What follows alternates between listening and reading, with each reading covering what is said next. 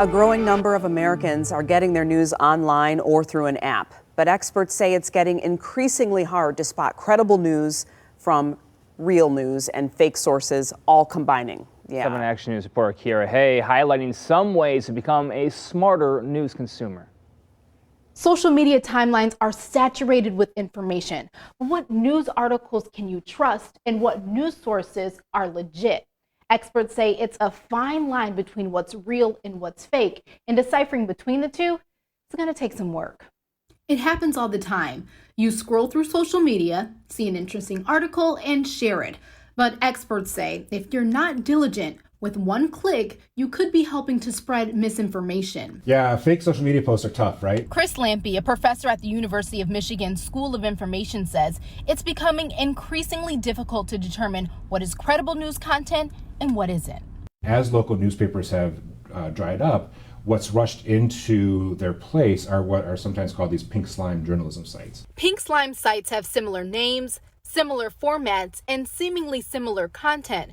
But although websites like the Detroit City Wire and the Michigan Star appear to be credible, they're not. I always look at the about pages for sites like this. The Detroit City Wire describes itself as data-driven without political bias, but its sponsor, Metric Media, is cited in a report by the Columbia's Journal Review for having political messaging. Lampy says determining real news from fake isn't as black and white as people suspect, because many sites may have real information, like press releases, but bury their political affiliations or motives. So how can you determine what's legit?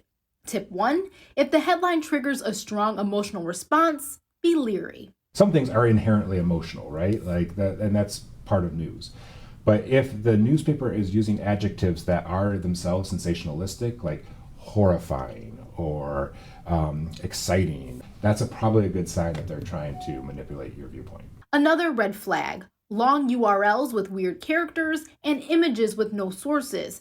And if an article seems too good to be true, it probably is. Like somebody that we don't disagree with politically or that we think is a bad person will do or say something that just justifies everything we've always believed, and it makes our whole life worthwhile for a moment. Lampy says articles that lean towards your political biases are likely flooding your timeline because of social media algorithms, making it easier to just see news that affirms your beliefs. So how can you pull yourself out of your own perspective? One way is to use a fact-checking website or something like allsides.com that gives you headlines that tend to lean towards the right, to the left, and non-biased. NewsGuard has a browser extension that will give you a green mark if a website is considered credible and a red mark if it's considered biased. We rate sites based on 9 widely accepted journalistic criteria.